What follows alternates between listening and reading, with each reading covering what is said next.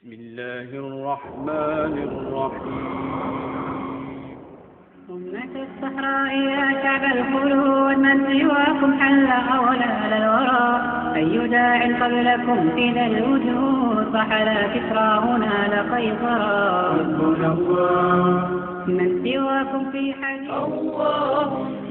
من الله والقلب يذوب بشكواه ودموع الذنب تبلله والكبد يعاود لأواه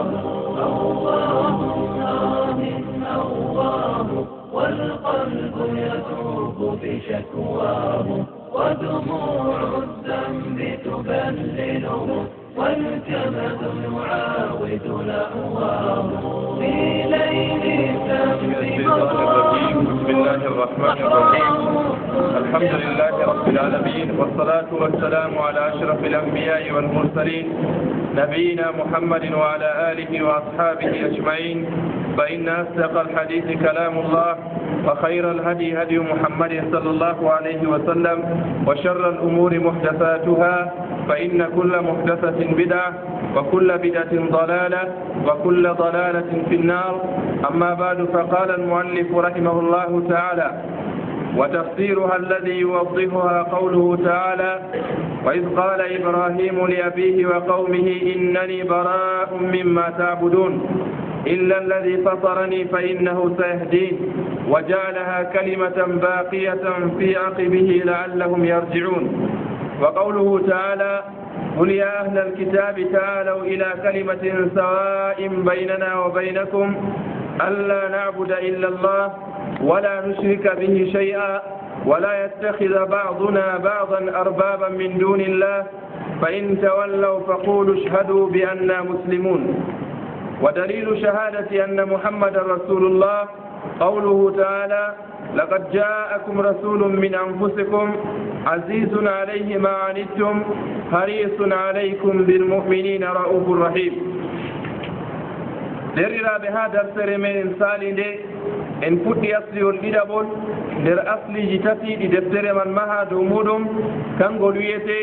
معرفة دين الإسلام بالأدلة عندك دين الإسلام عندي دين الإسلام من بوبي دليلاجي إن كل دين الإسلام قويتي كانوا إن بانجني بركنو جسلام جوي إن عندها ركنو جسلام من إن دون هذا الركن والأرنون كان قلويتي شهادة أن لا إله إلا الله وأن محمد رسول الله سيدا قديتي ربي قونغا ولا سي الله لأن نبي محمد نلاد الله إن بلواني لا إله إلا الله تمويتي كم قل قوني ما نما قل بيدن لا معبود بحق إلا الله من لبو لا معبود حق إلا الله ديتي ربي قونغا ولا سي جومرا سبحانه وتعالى إن كل بو كلمة لا إله إلا الله من قل أمر ركنو جديدي ركن الأرن كم قلوية النفي ركن لدبون الإثبات دي آدم أريوا يوتبتنا ويا لا إله ديوتينو بيغونغا ولا حقني أسمان جبلس لها دنيا ربات ولا ديوتينو بيغونغا كنا نينو دوات باورون أتبتنا ويا إلا الله سي الله ميرن نفي فيري مودم هياتا إنون إثبات بو فيري مودم هياتا يا آدم وياتا الله ويتي الله إله الله إله غملات بو إله عزة بو إله منات وجه رهوب النبي عيسى عليه السلام رهوب نانجي رهوب لورو رهوب بآدم إنن كلوتي النبوين تنفودم دون لمن بآدم تأريوي وي لا إله ديتي ربي قونغا ولا سي أتبتنا ويا إلا الله سي الله الله ونويتي كناني دوال hijju suumaye e noon hirsugo yiɗi torago ɗum ɗo man fado wala keniɗo ɗum sey allah e noon kalimawol man la ilaha illallah ngol ɗon mari sharɗiji amma en tammi wolwango sharɗiji man be jawɗum ha ko tammi wargo aran kam en jangan tafsiru maako jawmu deftere wi wa tafsiruha tafsiru kalimawol la ilaha illallah alladi yuwaddihuha tafsiru kalimawol man laɓɓinan ɗo kalimawol man ɗo قوله تعالى كنقول الله بنيدو الله on be hore mudum ha deftere ma ko teddunde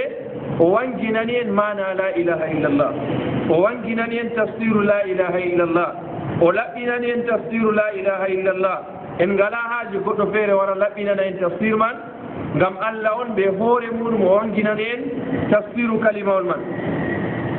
Allah cenɗo o wi ha nder deftere maako teddunde wa id qala ibrahimu li abihi wa qawmi siftonde annabi ibrahim o wiyata baabirawo maako e noon o wiyata yimɓe maako o wi baabirawo maako o wi yimɓe maako innani bara'un mimma ta'budun innani min bara'un mi barɗinake mimma ta'budun har ko ndewoton baabirawo annabi ibrahim ɓe laatake ɓe ɗon ndewa kuuje ga e allah yimɓe annabi ibrahim ɓe laatake woodi ko ɓe ndewata ga e allah ha wiyama woodi laamiɗo zaman maɓɓe bako mbinoɗen ha darseje meɗen caali ɗe oɗo wiye namrud kanko man o aaƴi ilahinkeeku kanko on wiyete deweteɗo ga e allah bana fir'auna kanum man wiyanno ma alimtu lakum min ilahin gayri annabi ibrahim nde allah nelimo ha baabirawo maako be yimɓe maako nde o wari man o wiyata yimɓe am baabirawo am mi barriɗinake her ko ndewoton barliɗinago ha ko ɓe ndewata mon ɗo ɗum ɗon yaada ɓe la ilaha kanjum wiyete la ilaha jamu deftere o yiɗi ha o holla en ha toy o hocci ruknuji ɗiɗo ɗiɗi annafyu wal isbat la ilaha ɗo ɗum ɗon yaada ɓe innani bara'un mimma ta'budun mi barliɗinake her ko ndewoton la ilaha deweteɗo ɓe gonga wala mi yaadi ɓe ɗo e sey moye ndewata ya annabi ibrahim o wi illa alladi fatarani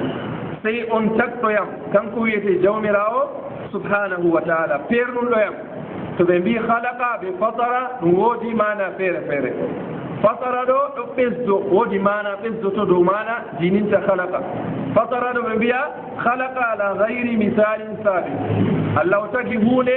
wala bo ha o yi irin maare masalan to mota kan gamanga fabricama ɗo woodi mota wurti ɓaawo man ɗo kam na woodi ha o laari o yembitini amma jawmirawo tagale maako ɗe o tagi ngiyeten ɗo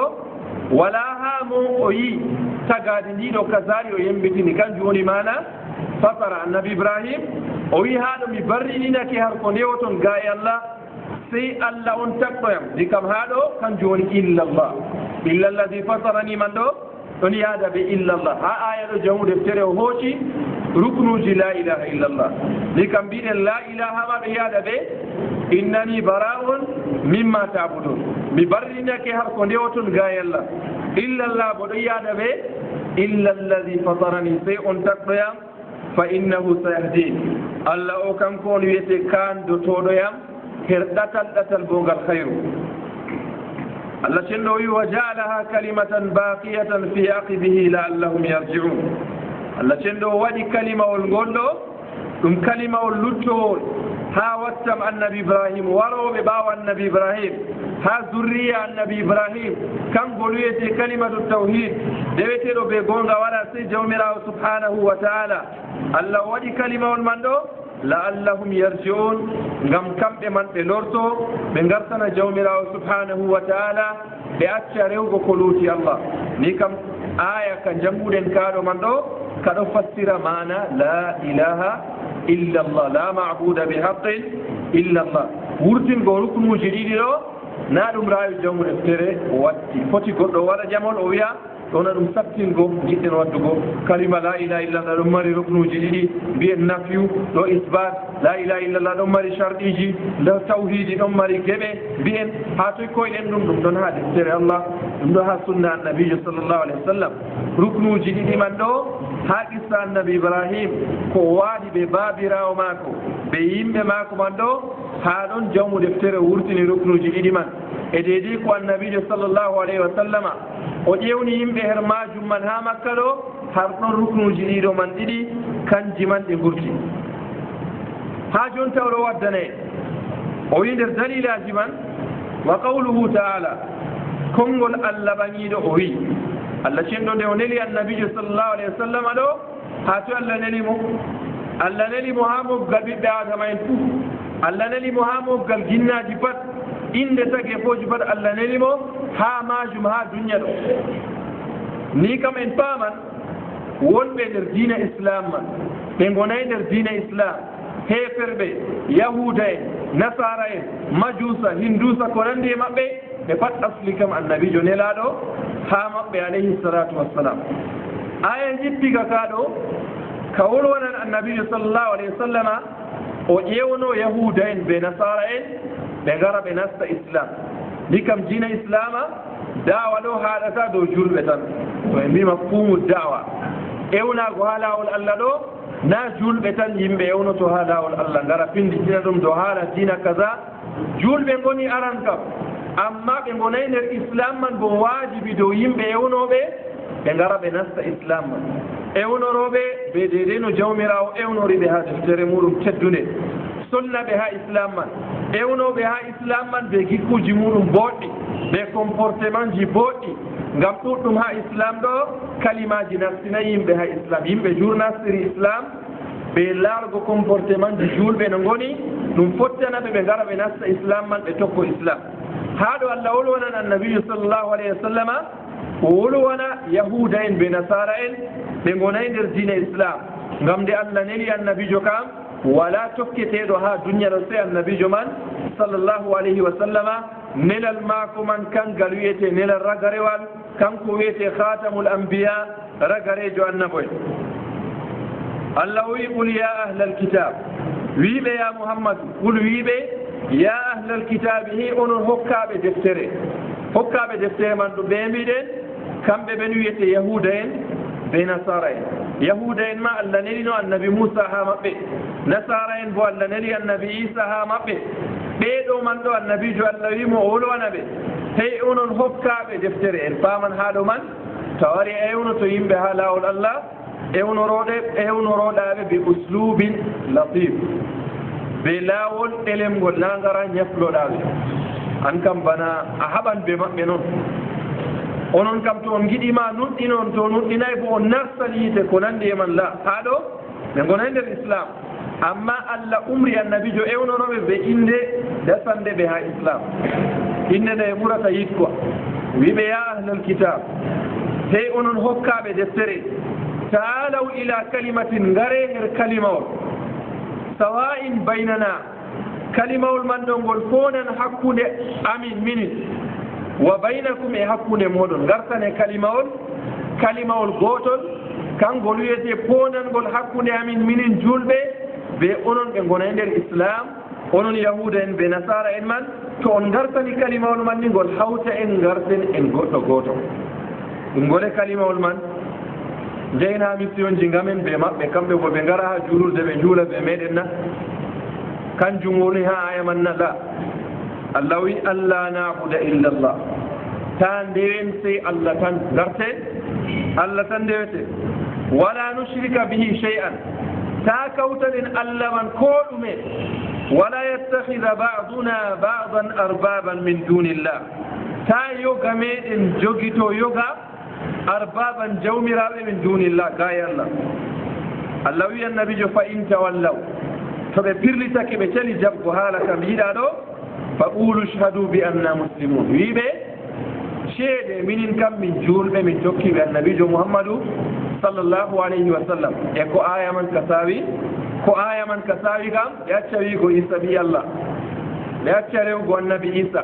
ɓe acca wiigo allah ɗo tataɓo tato bi mana ha diina maɓɓe kam ɓe ɗo kaɓɓi allah ɗo tataɓo tato bi mana allah ɗo allah en tato allah baba allah ɓiɗɗo ɓe ruhul qudus kanko wiyete jibril alayhi salam ngam nde allah muuyi tagan annabi isa alayhi salam ɗo neli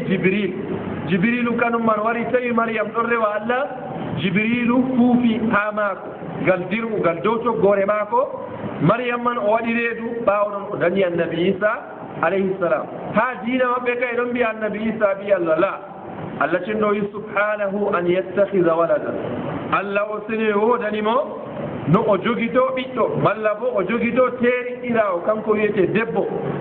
allah kam jogidittako ɗum enen ɓen te'ata malaika en ma ɓe ngala rewɓe malaika en te'ata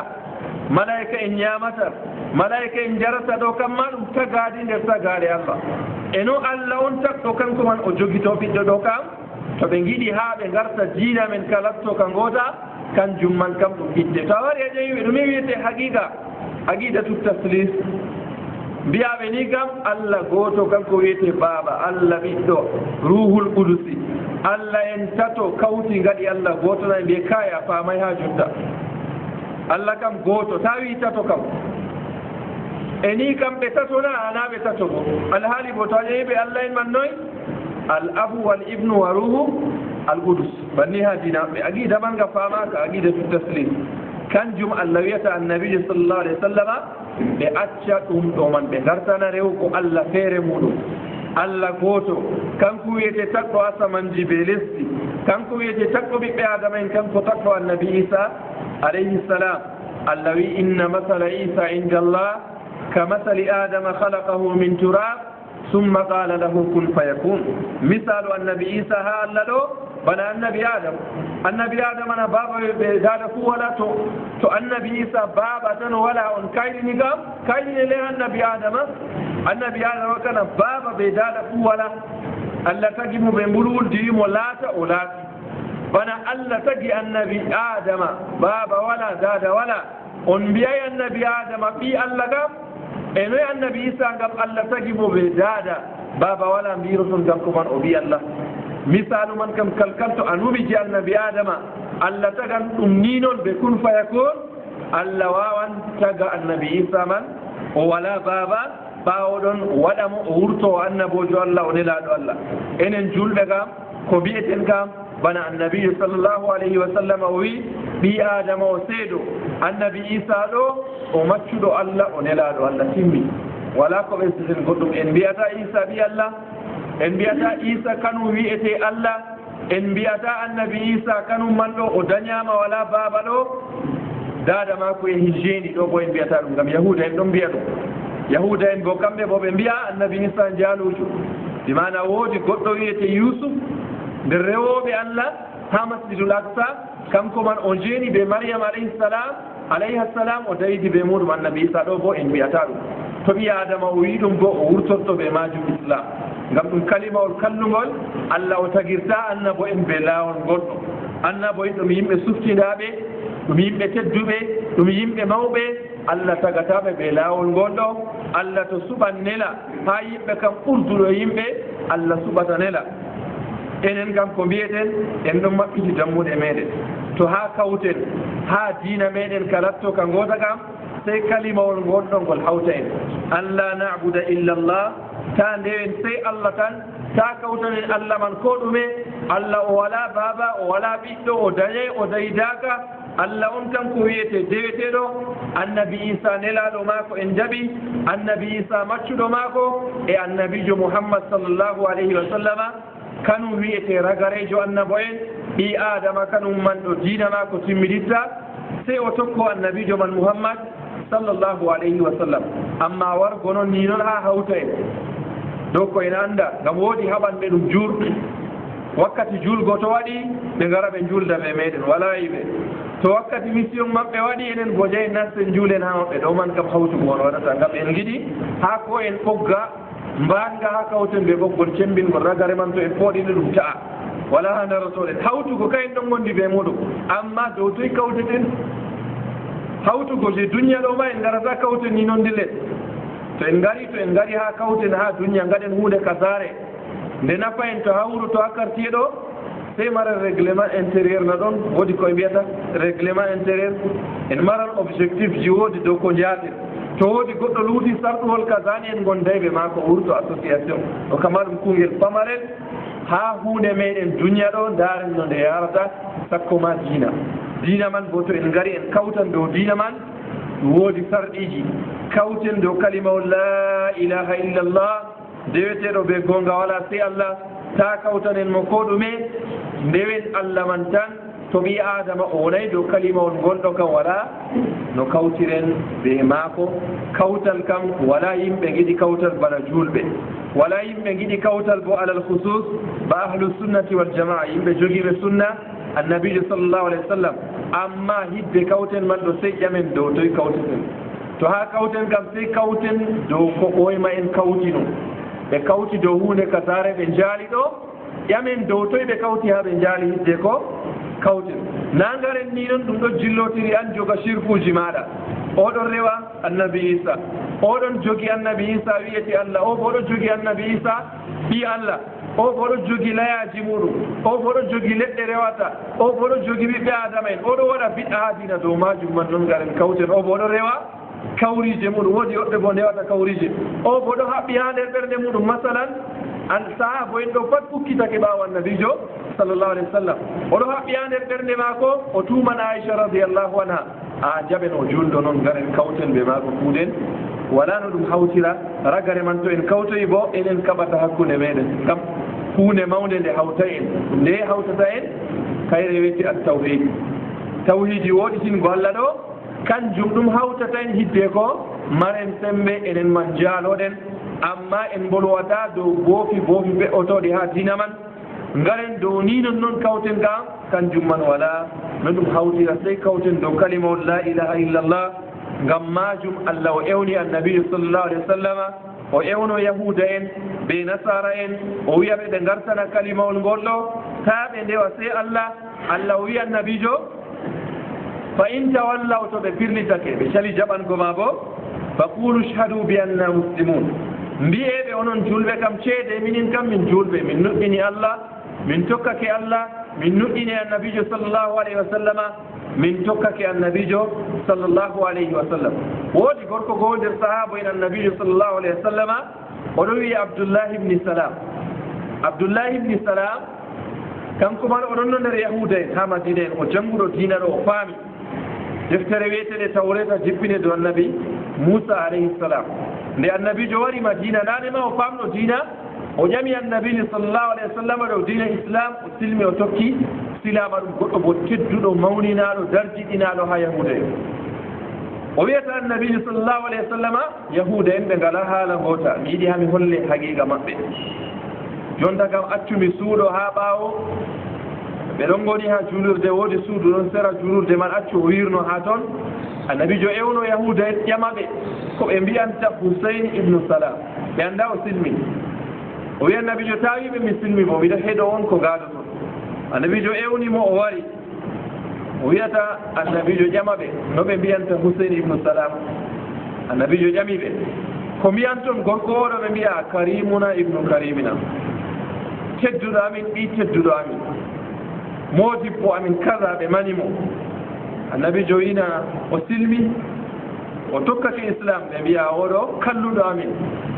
ɓi kalluɗo amin kaza ɓe ummi ɓe ɗon limta kalluɗi maako e ni woni haqiqa yimɓe goɗɗo to o wonayi nder islam a wari a yimo waane tokkake islam malla bo waane ɗon no yaasi islam kam yeeso ɗon islam ka to a yimo no wiyata feere e to o nasti islam bo to a wimo ko wiyata feere goɗɗo oɗo masalan oɗo wolwa hirrita yimɓe do haala tawhid ɓe oɗo bo wolwata haala tawhid wolowo haala tawhid kam andal wala o jahilijo o janngay o kazajo bolwodo haala biɗɗa kaza ila akhiri molota bo ko wala andal ma wane ɗo jangi jaw o modibbojo lugguɗo ha andal ha men ɗo fu waɗa baba ko ila akhiri ɗume waɗi ngam oɗo kam ɗo wolwa ko yanata ɓe hawa mako ɓe giɗaɗe mako kanum ka wala andal oɗo bo wolwata ɗo jeeɗi ɗo yaadi ɓe kalkal malla bo mananan mo ko woni dow muɗum o kam nde mananan mo ko woni dow muɗum kanum woni modibbojo tedduɗo jawmu andal jo kayya derraɓe julɓe en gononi musifun jotta yahuda en ɗo ɓe nasara en ɗo ɓe gonayi nder islam na noon na amma en jankiran ɓe ngoodi andena ngam ɓe gonayi nder islam ni mbiyen ɓe ngala ander sam kuuje duniya ɗo pat wala ko ɓe andi ndiwen ɗum na en mbawanna en mbawata ndiwen ɗum ngal ande duniya ɗo kam ɓe daɓɓe ha majum en goɗoyna dili en kam an bo derɗam julɗo ko goɗɗo woli hunde ka zare ɗo nde yaday ɓe rayu maɗa kam won munsif kam won aadilijo kam ko o woliɗo eggina ɗum ba ɗum wayi e ta a won bo a ɓi adama diwo o moƴƴe ngam o wolwanayma ko jiɗɗa kanjum haɗo man ɗo aya kaɗo ka makka ka hollan ruknuji la ilaha illallah kalimaji allah nabuda illallah man ɗo ɗum ɗon mawɓi kalimaji la ilaha illallah ɗiɗi man fuu allah nabuda illallah ta ndewen sey allah tan ni kam la ilaha illallah deweteɗo ɓe gonga wala sey allah en mbino ha fuɗɗam boliɗe men kalimawol la ilaha illallah man ngol ɗum mari sharɗiji man ɗo limtendi be ko yaawi ɗi bolwanama ha ko faali bo nder wolwonɓe sharɗiji man en ɗon lorna ha ɗo docteur Moussa Souleymane o bolwuɗo dow sharɗiji man to goɗɗo woodi haaje o feetina ha maji o lorto ha kasadiyel majum sharɗiji man o jangaɗi o famtiɗo ngam to ɓe mbi hunde sharɗi ɗo bimana gotel nder man to tawaka ha majum ni hunde man nde sahatako sharɗiji la ilaha illallah aranon nder sharɗiji man al ilmu andal sey ɓi adama o anda ko wiyata kam o anda mana la ilaha illallah to anda mana la ilaha illallah kalimawol man ngol nafatamo ngam andal ɗo kan woni hoore ha kuje duniya ma andal woni hoore sakko ma ha diina kam ha duniya ɗon ni kuuɗe duniya ɗe ɗo man ɗo a huwatade sey tawa wodi andal ha maje e banni diina man bo andal woni hoore ara noon nder sarɗiji la ilaha illallah sey mara andal anda ko kalimawol man ngol sawi ko ngol wañi ko firdatagol to goo ɗiɗaɓol nder sarɗiji la ilaha illallah ɓi adama o yakkikina ko kalimawol man wiyata o riwa seko kam ko peetel taw mara seko ha nder ɓernde maako tataɓol nder sarɗiji la ilaha illallah al ihlas o mara anniya laaɓka bimana ta o mara shirku ha dewal maako oɗo wiya la ilaha illallah amma kuuɗe maako ɗo pirdotira ɓe la ilaha illallah ɗo kam ngol nafatamo ngam sarɗiwol nder sarɗiji la ilaha illallah tawaka kan ngol wiyete al ihlas nayaɓol nder sarɗiji la ilaha illallah a sikku sey ɓi adama o mara goonga ko ha kalimawol man oɗo wiyangol ɗo be goonga oɗo jaɓi allah man woni deweteɗo annabijo mouhammadou nelaɗo allah ngam nafiki en ɗon mbiya la ilaha illallah amma ngol nafayɓe ko waɗi ngol nafayɓe ngam ɓe gonɗinayi ha nder ɓerɗe maɓɓe to ɓe ngari ɓe ɗon gondi ɓe annabijo to ɓe kuuci ha heferɓe bo ɓe ɗon gondi ɓe heferɓe ko waɗi kalimawol man nafayɓe ngam siɗɗu wala ha magol gonɗugo wiigongol be gonga jaɓangol be gonga ha nder ɓernde toon ɗo ɗum wala ha nder ɓernde majum kanjum waɗi ngol nafay to ha ngol nafa sey goɗɗo mara gonga ko ha nder ɓernde muɗum nder sharɗiji la ilaha illallah man almahabba yiɗko sey ɓi adama o yiɗa kalimawol man o yiɗa bo allah o yiɗa annabijo allah ko woni yiɗgo allah bo oɗo wano allah ko waɗi yiɗgo annabijo bo oɗo wano annabijo sallllahu alayhi wa sallama en tammi wolwango ɗum ha ko warata ngam allah o wi qul in kuntum tuhibbuna allah fattabi'uni yuhibbukumullah to on laatake on ɗon giɗi allah kam tokkiyam allah yiɗa on ɗum wolwata annabijo sallllahu alayhi wa sallam to on giɗi allah kam tokki annabijo allah yiɗa on ngam annabijo man kanko wiyete nelaɗo nder sarɗiji la ilaha illallah alinqiyas hisanago kalimawol man ta ɗoylo ko ngol wiyata bimana goɗɗo oɗon jaɓi la ilaha illallah deweteɗo be gonga waɗa sey allah oɗo wiya ɗum ha ɗemgal gam amma to allah waddi umroje muɗum kaza kaza o huwata to allah waɗi kaale muɗum kaza kaza ɗo ta ƴetta ni ɗo haram oɗo huwa ɗo man bo sharɗiwol nder sharɗiji la ilaha illallah man ɗo ngol waray kangol wiyete isanago ko allah wi to allah wi kaza ɗum ɗo e mbi allah wi ɗum huwa to annabijo wi ɗum huwa to allah haɗi kaza daytoɗa annabijo haɗi daytoɗa kanjum woni inqiyat ta laar bi'owo ɗum ɗo kam no wayi an kam laar ko wurtoto ha maako kanjum kam ɗum gongana walli ɗum fewre to ko wurtoto ha maako ɗo gonga halas ko a woodi probléme personnel be maako ko accu probléme personnel kam ngal sera ngam ɗo kam masala haala diina to ko o wi ɗo gonga ɗum wonay fewre ha toon tokka ɗum ngam ɗum allah wi ɗum annabijo allah wi ɗum ko aɗon mari muskila shahsiya ɓe maako bo joƴƴin probléme personnel kam sera accu haala diina ngam ko waɗi noon ha ɗo bo ɗum ɗo waɗe ha men derraɓe goɗɗo mara probléme personnel ɓe goɗɗo wolwanamo haala diina ka iɗa wurtaka toon ɗume waɗi ngam woodi ko waɗino ɓe goɗɗo man wurtaka toon ɗo ko mbiɗaman ɗo na kanko na dow maako ɗum wartata ɗum ko allah wi ko annabijo sallllahu alayhi wa sallam wi kanjum ɓi adama to ɓe mbi hunde nde ɗo allah wi nde o ɗowane nde annabijo allah wi nde o ɗowanode en daaro sahaba en ha ɗisanago la ilaha illallah ha ɗisanago ngon ɗo ɓe laatake no ɓe ɗon juulagal baytul maqdis ɗum juulurde wonde ha Palestine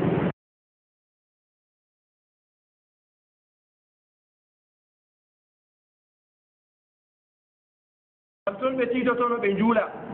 woodi qissa waɗi ko woɗɓe nder modiɓɓe sira ɗon bolwana ha sanadu maka woodi muskila bo ɓe mbi goɗɗo o yaali annabijo sallllahu alayhi wa sallam oɗon juula ɓe yimɓe oɗon wuccitigal kaaba o juldi be annabijo o yaani ha juulurde nder pattule ansar en o tawi ɓe ɗon juula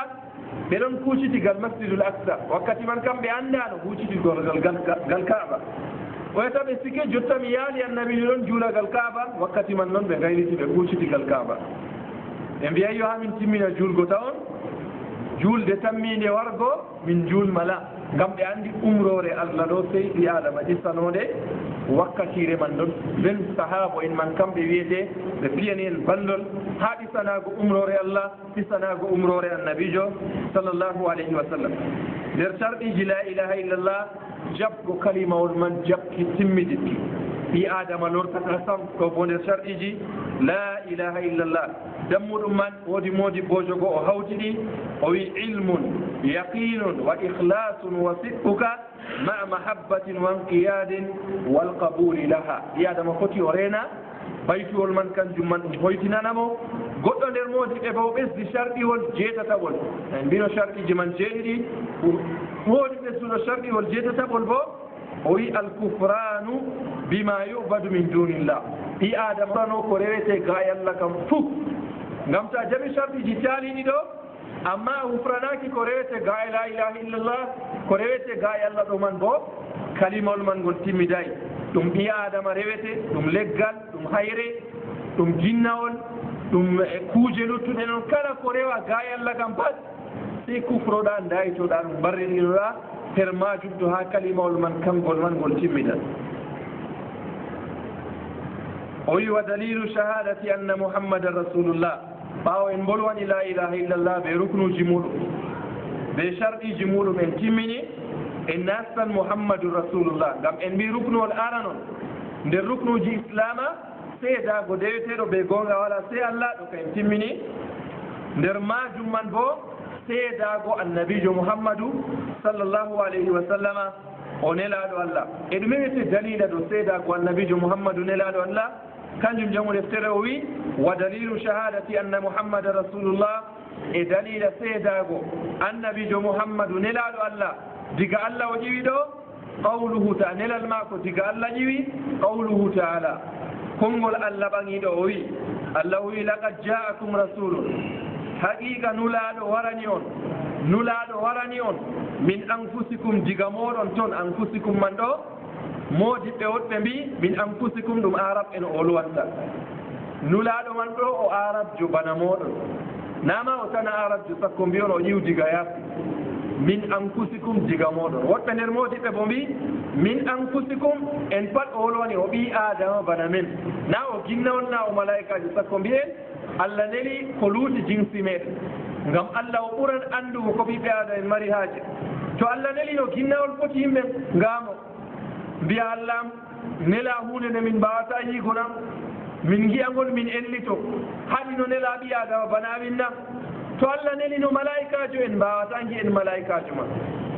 kanjum allah o yewti ha suratul isra o wolwani to allah nelanno malaikajo bo allah nelata malaikajo bana allah takrimo ngam en mbawata yiigo malaikajo bo allah takrimo allah to nelanno malaikajo bo nelamo bana men o warta bana men ɓiɓɓe adama en to o warti bana men ɓiɓɓe adama en kadi bo en mbiyan o ɓi adama man noon e to allah neli malaikajo malla ginnawol ba allah takrigol ɗo bo en mbawata yiigo ginnawol kadi bo ɓiɓɓe adama en ka into mbiya kanum en manna haɗino allah nela ɓiɓɓe adama bana maɓɓe kanjum allah wi min anfusikum nder moɗon toon ɓi adama bana mon malla bo o arabjo bana mon allah wolwani arab en qira'a gonga bo wari laqad ja'akum rasulun min anfasikum ɗo bo wari qira'a anfasikum bi mana anfusikum be turde ha feeɗo qira'a gonga bo wari min anfasikum be masko teman dow anfasikum man ɗo warta mana man ɓurdanɗo on sukteko ɓurdanɗo on teddugo anfusikum gam nder moɗon malla ma o arabjo malla o ɓi adama bana mon anfasikum bo be masgo fa dow ɓurdanɗo on teddugo ɓurdanɗo on suftego kanko wiyete annabijo muhammad sallllahu alayhi wa sallam azizun alayhi ma anittum annabijo man sallllahu alayhi wa sallam ɗo teddomo ko teddoto on bimana hunde nde ɗo to nde teddoto on mashakka wonan dow moɗon annabijo o enɗuɗo jamu to huunde nde ɗo nde teddoto ummatore maako nde lattoto nde saɗanan ummatore maako nde teddotomo kanko bo bimana o enɗan ummatore maako Allah wi harisun aleykum nulaaɗo mon ɗo enɗo dow moɗon jamu o yiɗi onon man ɗo kanditoɗon gonon dow laawol ngol goonga annabijo sallllahu alayhi wa sallama to ɓi adama maayi dow keferaku ɗo ɗum sunan mo jamu ɗum teddotomo jamu annabijo eelanan ummatore maako nde ɗo pat nde handito nde wona dow goonga nde nasta aljanna kanjum Allah wi harisun aleykum o eelowo dow moɗon jamu o eelanan on kanda Allah wi bilmuminina raufur rahim annabijo man sallllahu alayhi wa sallam ɗo raufur rahim o enɗo o ɗelemɗo bilmuminin be mumini en o enɗo mumini en jamu ko hollata annabijo sallllahu alayhi wa sallama o enɗo mumini en ɗo en tawo en daaro deydey no huudata ɓe sahaba en maako to woodi sahaba en ɓilla en nanɓe tema ha deftere meɗen salide ashabu suffa waaliɓe ha julurde annabijo sallllahu alayhi wa sallama hidde koɓe keɓa calaje ha madina na ɓe mbaali ha julurde man ɗo ngam dewal walko ha julurde man ɗo ngam dewal ɓe mbaali ha julurde la ɓe ngari ha madina man ɗo ɓe mbaali ha julurde ngam ɓe keɓa calaje ɓe ummino diga makka ɓe ngala calaje kanjum wallini ɓe ha julurde ko hollata noon nde ɓe keɓi calaje man bo ɓe eggi ɓe mbalaki ha julurde man fayi wakkati ɓe ɗon no ha julurde ashabu suffa man ɗo annabijo o laatake no to woodi kosam waranimo oɗo ho'a kosam man diga saare o nelda ɓe ha julurde man ngam ɓe ngala ko ɓe ñaama ɓe ngala ko ɓe njara annabijo nela aba hurayra radiallahu anhu yarana ɓe kosam man ɓe njara sey to annabijo tabitini ɓe kaari hidde ko annabijo de'ita ɗo man ɗum tabitinan annabijo man bilmuminina raufur rahim o laatake mumini en ɗo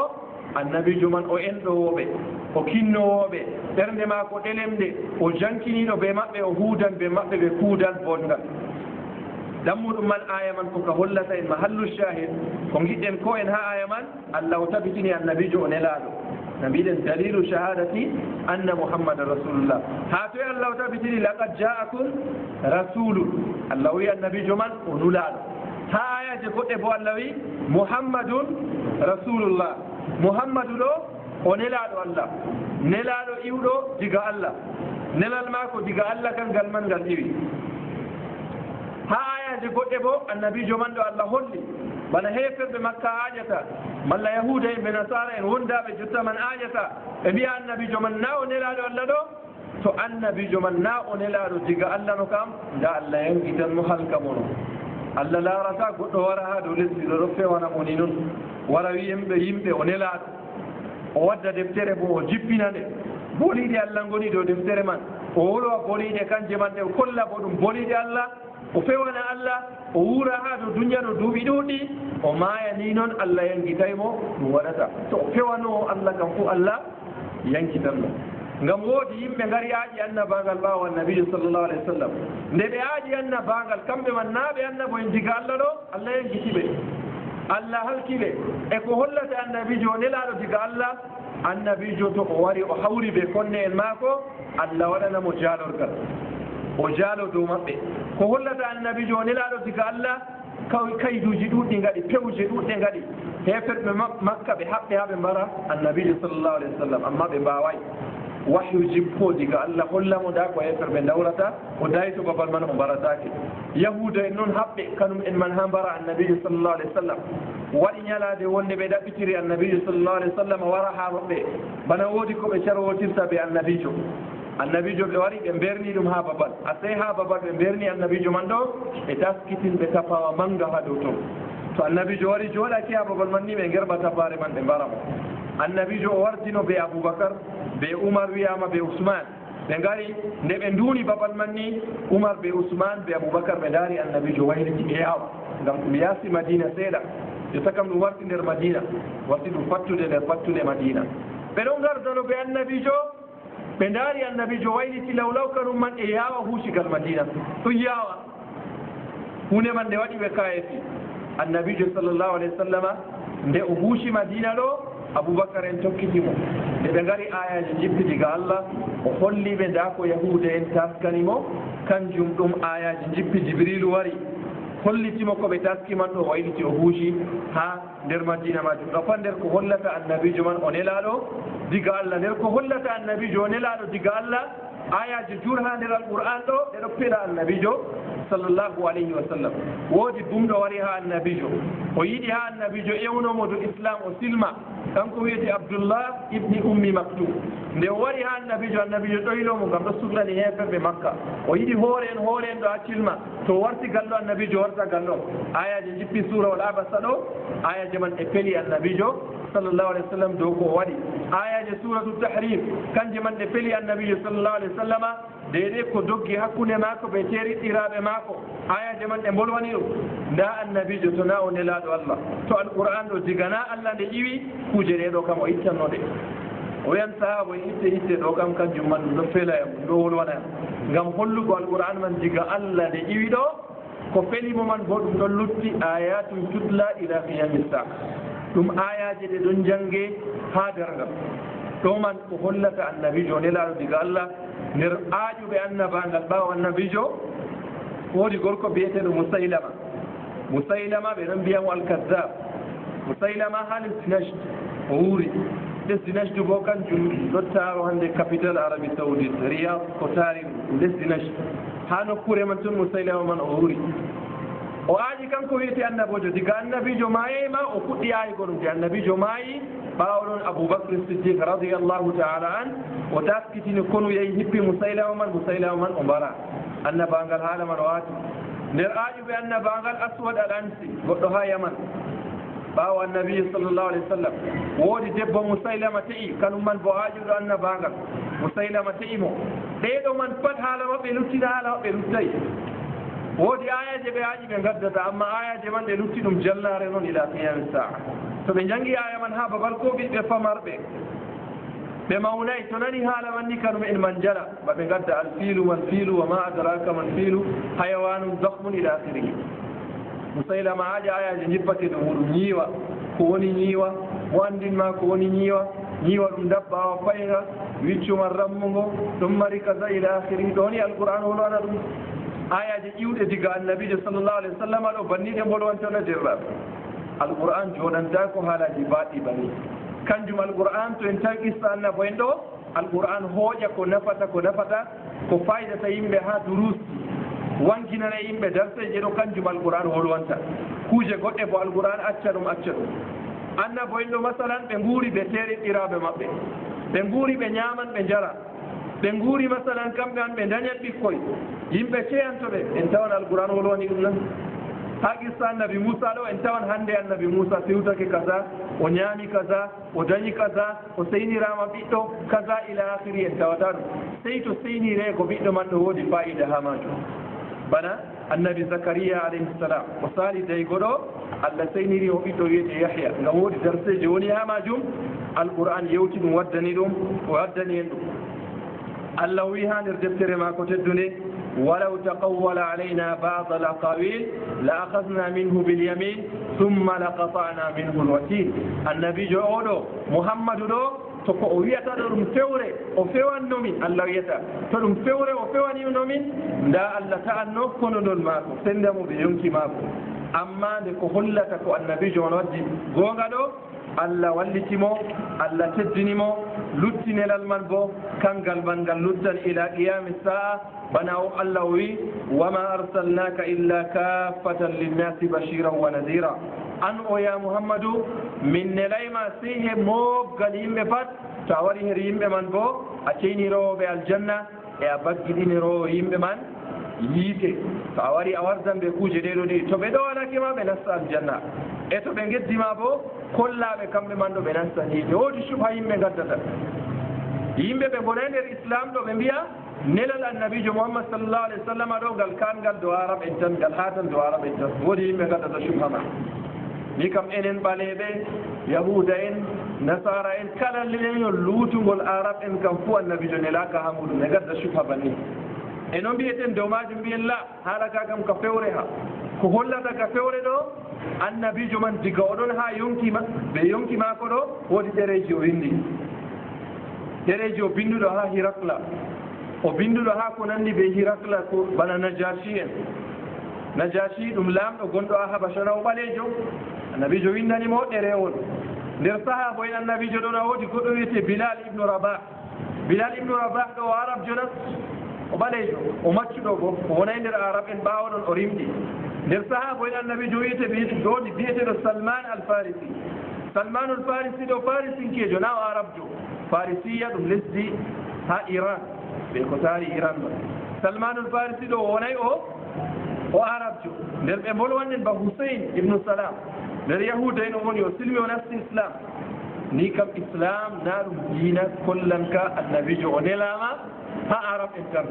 to ha hollan o nelama ha arab en tan kam sahaba en man tan gona ɗum arab en annabijo o windantano lamɓe ko luuti arab en amma ɗo ko mbiyeten ɗum yimɓe gaddata subha man irtaka ngam ɓe kaɗa yimɓe nastugol islam e ngam ɓe lowa sekoji bo